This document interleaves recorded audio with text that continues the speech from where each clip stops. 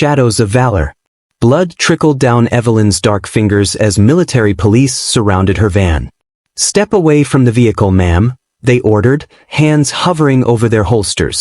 A four-star general spotted the faded mark on her forearm, snapped to attention, and saluted her.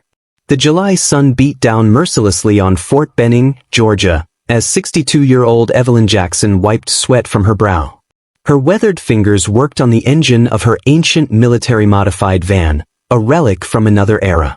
This wasn't how she had planned to spend her annual pilgrimage to visit the graves of fallen comrades. For 30 years, Evelyn made this journey alone, driving from her small home in South Carolina to military cemeteries across the country, honoring promises made decades ago in jungles where black soldiers fought not just enemies but prejudice within their ranks. Today, the engine sputtered and died just outside Fort Benning. She felt eyes on her, suspicious glances from white passers-by who saw only an elderly black woman. Ignoring them, she focused on the mechanical problem. The sound of boots made her pause, but she didn't look up. Years of situational awareness told her 3 military personnel approached. "Ma'am, you can't park here," a young officer said, dripping with authority. "Good afternoon, officers," she replied, her voice carrying the gentle lilt of South Carolina. "Just having some engine trouble." The tallest officer, Davidson, stepped forward. "This is a restricted area. I need to see some identification." Evelyn sighed inwardly but maintained her composure. "My ID is in my purse inside the van. Mind if I reach for it?" Davidson nodded, but his companions tensed as she reached through the window. She handed over her driver's license and retired military ID. Davidson's eyebrows rose. "Colonel Evelyn Jackson? 30 years of service." The second officer leaned in. "Could be fake. We've had reports of scammers using military IDs." Evelyn felt a familiar heat rise in her chest. "Those IDs are genuine.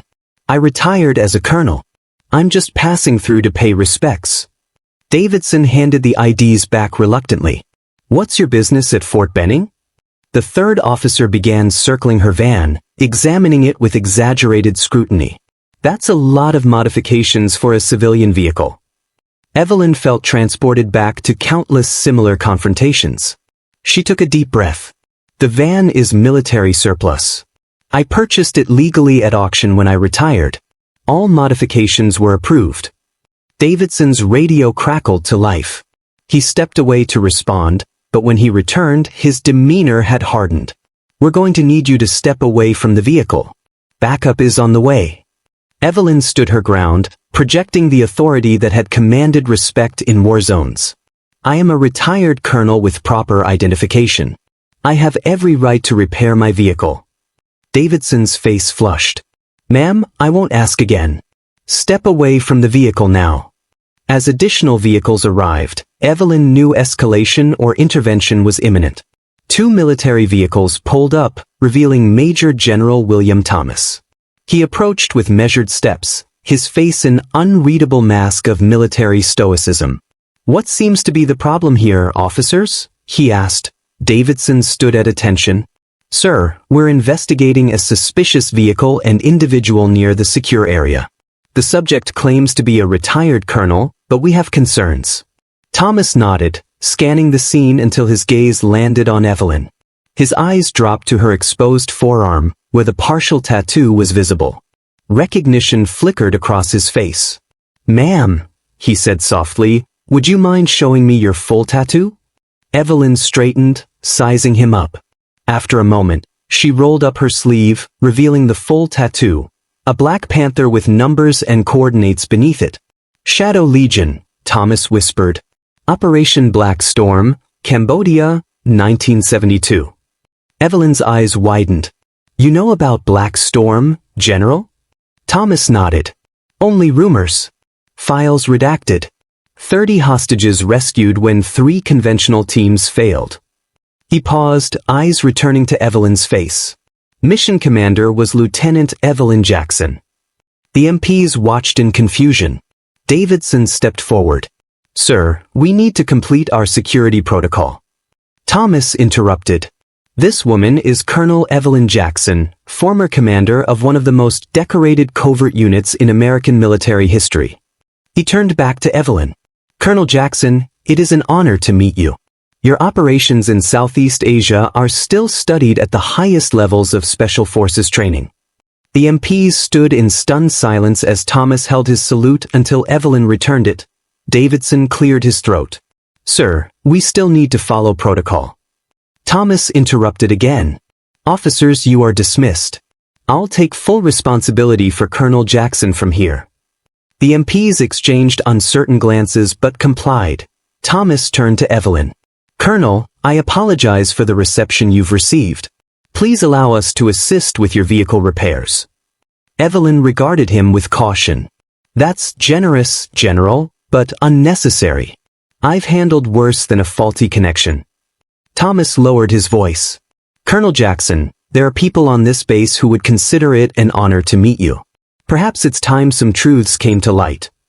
Something flashed in Evelyn's eyes, a mixture of old pain and cautious hope. The Army spent decades burying what we did, General.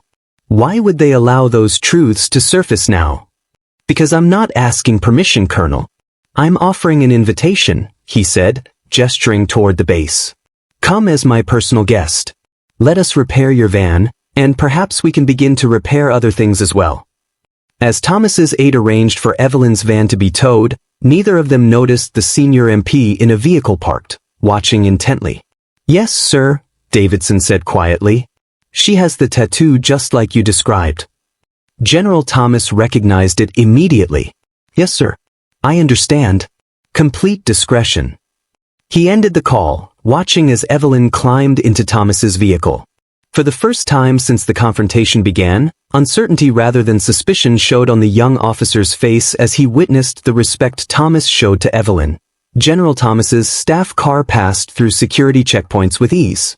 Beside him, Evelyn sat with perfect military posture, her eyes scanning their surroundings. Behind them, a military tow truck transported her van to the base motor pool. Fort Benning has changed since I was last here, Evelyn observed, noting the modernized facilities and diverse faces among the personnel. Thomas nodded. Progress comes slowly in some areas, quickly in others. We have more diversity in the ranks now, but the upper echelons still don't reflect the full spectrum of those who serve. He navigated the car toward the administrative section of the base. When I was a lieutenant, I heard stories about the Shadow Legion. Whispers among black officers about an all-black special operations unit that took on missions no one else could complete. Evelyn's expression remained neutral, but her eyes carried the weight of unspoken history. Truth has always been a casualty of war, General, especially when that truth challenges the narratives those in power prefer to maintain.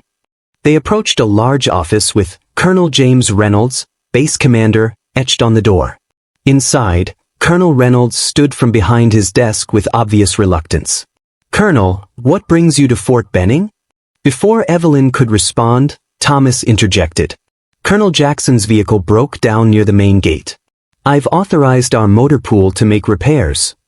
Reynolds's gaze dropped to Evelyn's forearm, where her sleeve now covered the tattoo. Decorated, you say? I don't recall seeing her name in any of our Vietnam recognition ceremonies. The implied challenge hung in the air.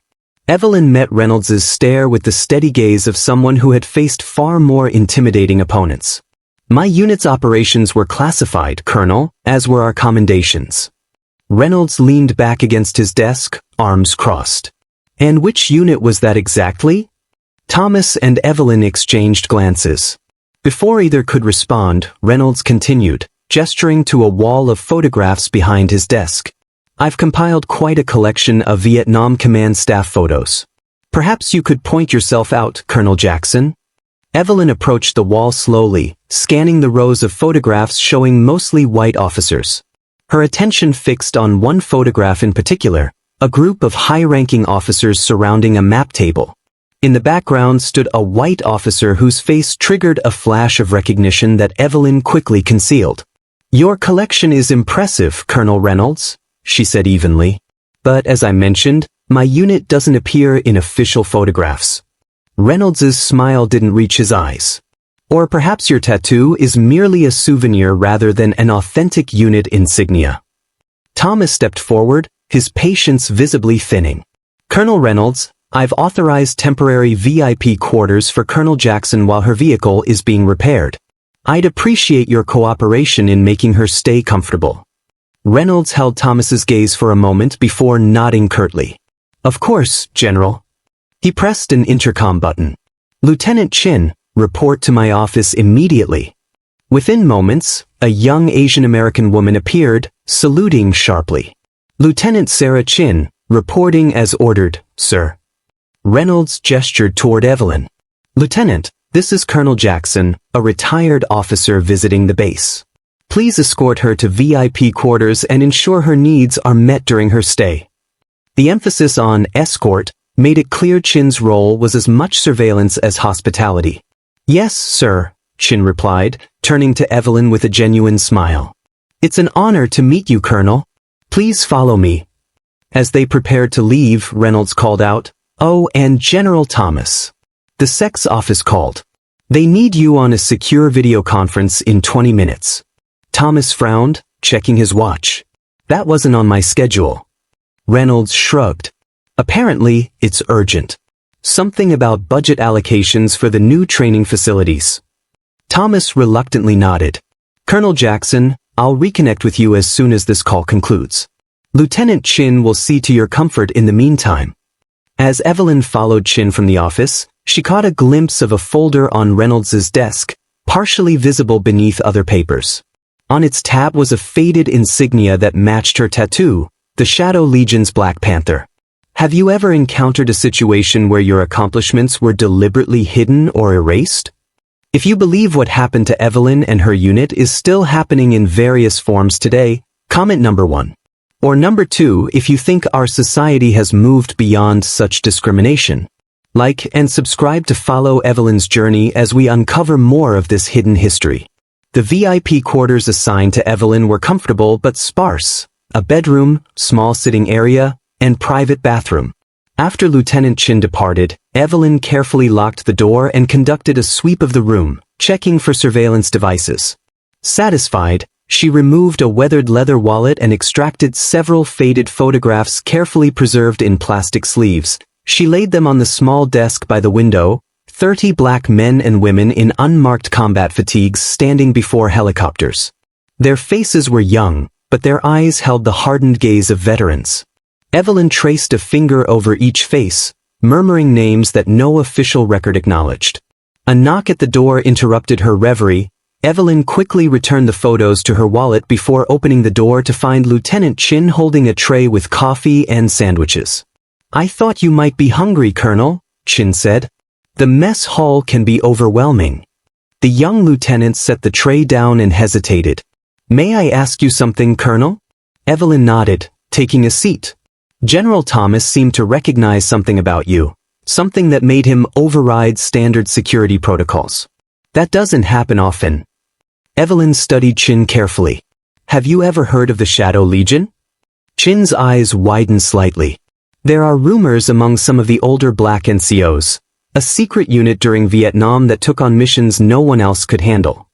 Evelyn sipped her coffee. In 1971, 3 conventional units failed to extract American POWs from a camp near the Cambodian border. The brass deemed the mission impossible. But those POWs included the son of a senator and a general's nephew. She paused. That's when Colonel Marcus Williams proposed something radical, a unit comprised entirely of black officers and enlisted personnel with specialized skills operating outside the conventional chain of command. Chin leaned forward. Why all black personnel? Plausible deniability, Evelyn replied. If we succeeded, the brass could claim credit. If we failed, we'd be disavowed. No official record of our existence meant no official embarrassment for the army. Chin's expression shifted to dawning comprehension. You were part of this unit? I was operations officer for the Shadow Legion. We extracted 28 POWs on that first mission, losing only 2 of our own. After that, whenever the army had an operation too risky for official acknowledgement, they called us. Evelyn's voice hardened. We completed 37 major operations between 71 and 78, lost 17 personnel, saved hundreds of lives, and when the war ended, they buried our records under the highest classification levels. In his office, Colonel Reynolds placed a secure call. General Morrison, it's Reynolds. She's here at Benning. Yes, sir. Jackson, and she has the tattoo just like you described. General Thomas recognized it immediately. Yes, sir. I understand. Complete discretion. Meanwhile, General Thomas sat in the secure communications room, but instead of the scheduled call, he faced a blank screen. After 15 minutes of technical difficulties, he left in frustration, heading straight for the classified record section. I need access to all files related to Special Operations Units in Southeast Asia between 1970 and 1978, he told the records officer. The young sergeant looked uncomfortable. Sir, those specific files are temporarily unavailable pending a security review. Thomas's eyes narrowed. On whose authority? Colonel Reynolds, sir, countersigned by General Harold Morrison, retired. Thomas recognized the name.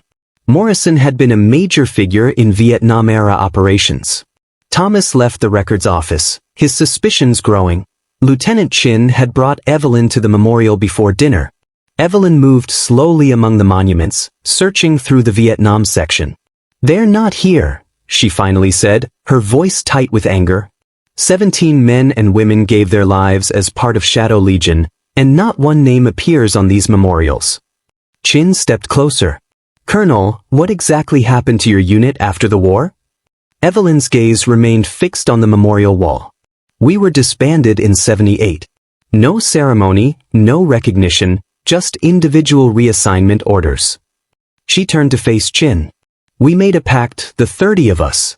We each got the same tattoo, the panther and the coordinates of our most costly mission. We promised that someday, somehow, we'd ensure the truth was told. Before Chin could respond, an aide approached. Colonel Jackson, General Thomas has requested your presence at an urgent meeting. As they followed the aide, they noticed an elderly white man in civilian clothes accompanied by military police, General Harold Morrison. Take me to Colonel Reynolds immediately, he ordered. The commander's conference room fell silent as Evelyn entered, flanked by Lieutenant Chin and General Thomas.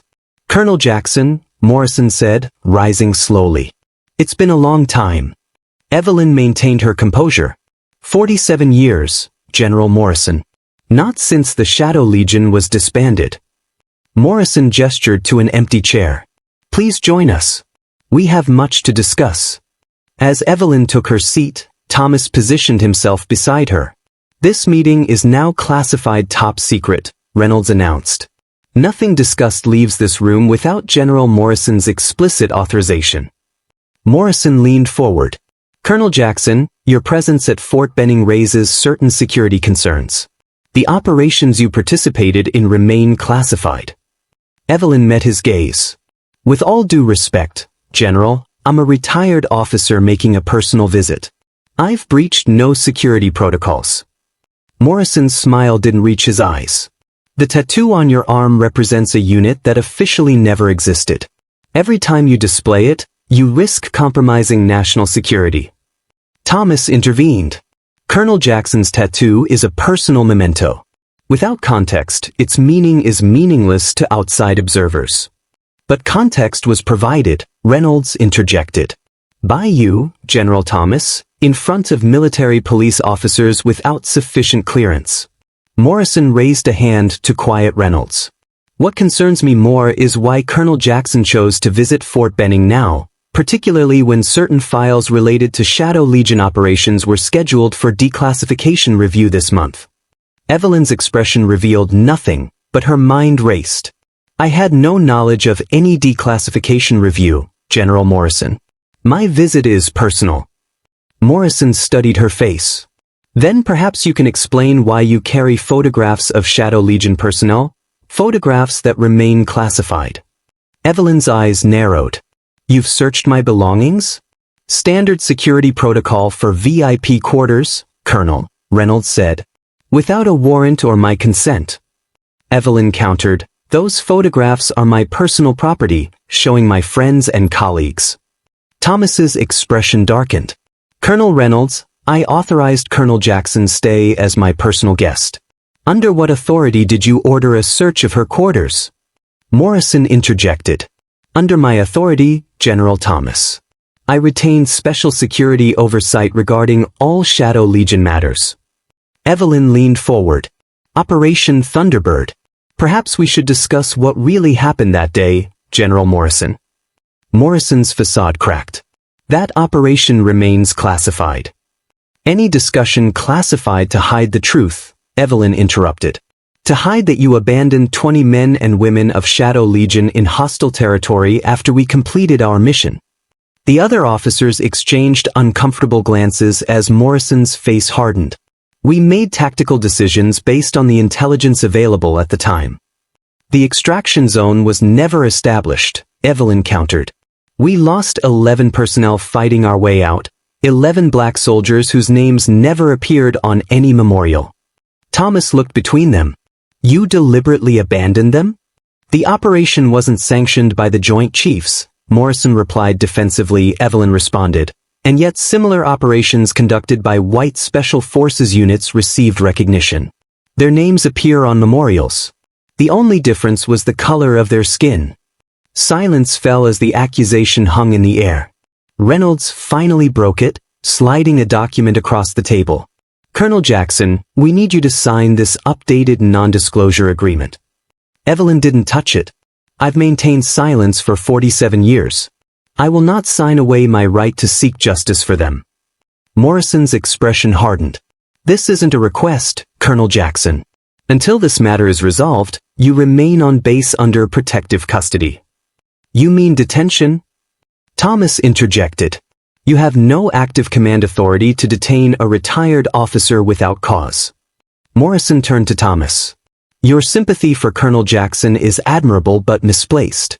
Her presence here represents a security risk we cannot ignore. As the confrontation escalated, Lieutenant Chin slipped out unnoticed. She accessed the digital archives, copying files related to Vietnam-era special operations. What she found told a story more damning than any verbal accusation. Back in the conference room, Evelyn stood, her dignity intact. General Morrison, I came to honor fallen comrades, not to challenge classification protocols. But I will not be detained without due process. Thomas stood beside her. Colonel Jackson will remain as my personal guest under my authority. Any objections can be taken up through official channels. Morrison and Reynolds exchanged glances. Very well, Morrison said. But Colonel Jackson will remain under escort at all times while on base. As they left, Thomas spoke quietly to Evelyn. They're hiding something beyond normal classification concerns. Reynolds received warning of your arrival before you even reached the gate. Evelyn nodded. Operation Thunderbird. Morrison has been burying those records for nearly 5 decades. In the early hours of the morning, a groundskeeper's truck approached a rarely used maintenance entrance to Fort Benning. The elderly driver presented credentials. In the back lay 3 passengers and several waterproof cases. The guard barely glanced at the vehicle before waving it through. Thompson had spent 2 years as a groundskeeper at Fort Benning. The truck drove directly to the base hospital's service entrance, where Thomas and Chin waited. You made it, Thomas said with relief. And you brought everything? Robert Jackson patted one of the cases. Complete documentation of 37 operations conducted by Shadow Legion. They transferred the cases inside through a service elevator as dawn broke over Fort Benning. Evelyn, against medical advice, joined her comrades in reviewing the evidence they had preserved. We need to organize this systematically, she instructed. By mid-morning, they had assembled a devastating case documenting not just Shadow Legion's erased accomplishments but the systematic discrimination that had denied them recognition. Chin arrived with news. General Daniels has cleared security and is on her way here. Morrison had also learned of these developments. His response was immediate, ordering the hospital sealed for a possible infectious disease case. But his influence had begun to wane as news of the situation reached the highest levels of the Pentagon. The Secretary of the Army personally countermanded Morrison's orders, instructing base personnel to provide General Daniels with full cooperation and access. Outside the base, media vans gathered as the story of Shadow Legion leaked to the press. In a final desperate move, Morrison appeared at the hospital conference room. "This is a mistake," he told them. "Some things remain classified for good reasons." Evelyn interrupted. "Things remain classified to protect those in power, to hide mistakes and corruption." She gestured to the materials spread across the table. "Everything here has been declassified by time. The war ended 50 years ago." Robert Jackson stepped forward, holding up a recorder. Marcus Williams made his final testimony before he died last year, named every officer involved in the weapons diversion scheme. For the first time, genuine fear showed in Morrison's eyes. "This is slander. No one will believe the claims of disgruntled veterans over decorated generals." But looking around the room at the meticulous documentation, Morrison finally recognized that his decades of careful suppression had ended. The truth Shadow Legion had safeguarded for nearly 50 years was about to emerge into the light. The base auditorium had been hastily converted into a press conference venue. Rows of chairs filled quickly with journalists, military officials, and veterans representatives. At the front, a long table accommodated the 4 Shadow Legion members, General Thomas, Lieutenant Chin, and General Daniels from the Pentagon. "Ladies and gentlemen, thank you for attending this unscheduled briefing. General Thomas will make an opening statement." Thomas approached the microphone. "Today, Fort Benning hosts an unprecedented event, the public acknowledgement of a military unit whose existence has been officially denied for nearly 5 decades." He paused. Shadow Legion was an all-black special operations unit that conducted 37 critical missions during the Vietnam War. Their accomplishments were deliberately removed from official records. Thomas stepped aside, inviting Evelyn to the microphone. "My name is Colonel Evelyn Jackson, former operations officer of Shadow Legion. For 47 years, I and my colleagues have maintained silence about our unit and its missions. Today, that silence ends." Over the next hour, each Shadow Legion veteran told part of their story. Throughout their testimony, photographs and documents from their preserved cache were displayed on screens. Reporters scribbled notes frantically while military officials listened with expressions ranging from shock to shame. General Daniels presented official documentation proving Shadow Legion's operations had been deliberately removed from military records. "We have identified 28 instances where Shadow Legion operations were retroactively credited to other units." In the back of the auditorium, Morrison sat rigid with fury, flanked by military lawyers. As the evidence mounted against him, his options for deniability evaporated. The testimony reached its climax when Robert Jackson played excerpts from Marcus Williams's final recording, detailing Operation Thunderbird and the weapons diversion scheme. A murmur rippled through the audience as Morrison abruptly stood and left the auditorium. Halfway through the press conference, an aide rushed to General Thomas, handing him a note. "The President of the United States is on the line, wishing to address this gathering." The auditorium fell silent as the call was patched through. "This is the President. I'm speaking to express my profound regret for the historical injustice done to the members of Shadow Legion." The President continued, "I am hereby ordering an immediate review of all Shadow Legion operations for the purpose of awarding appropriate commendations and recognitions, including posthumous medals of honor for those who gave their lives."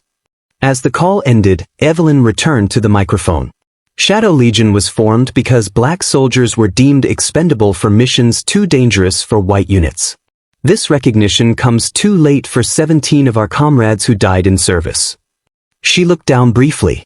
"This tattoo carries coordinates where we lost half our unit, saving 200 civilians during Operation Broken Arrow. We all wore it not as a military insignia but as a promise to our fallen." The press conference concluded with the announcement that Fort Benning's Memorial Plaza would be updated to include Shadow Legion. As Evelyn prepared to depart, a young black lieutenant stepped forward. "Colonel Jackson, I just wanted to say thank you. Your persistence means everything to those of us following in your footsteps." Evelyn returned the salute with dignity. "The fight isn't over, Lieutenant. Recognition is just the beginning." As Evelyn climbed into her van and started the engine, She glanced in her rearview mirror. Behind her van, a convoy of vehicles had formed, her Shadow Legion comrades, other veterans, active duty personnel, all prepared to accompany her to the cemeteries where their fallen lay. For the first time in 50 years, Shadow Legion would move not in shadows but in the full light of recognition, their sacrifices finally acknowledged. As Evelyn drove through the main gate of Fort Benning, the military police stood at attention, rendering a formal salute to a colonel they now understood had always deserved their respect. The shadows had emerged into the light, and history would never again deny their existence.